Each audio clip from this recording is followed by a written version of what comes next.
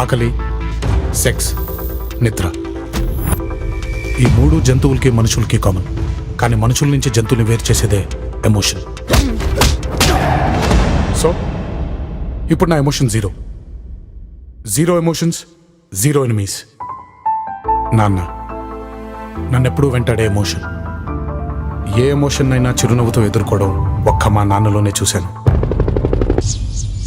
మోసం చేస్తేనే పైకొస్తాడనడానికి ప్రతీక రావాడు. Let's play a game.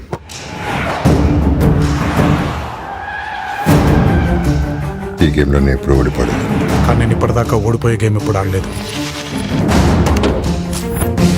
ఈ నేచర్లో ఎక్కడో జరిగే ఒక మూమెంట్ ఇంకెక్కడో జరిగే ఒక మూమెంట్ని డిసైడ్ చేస్తుంది. Everything is interlink.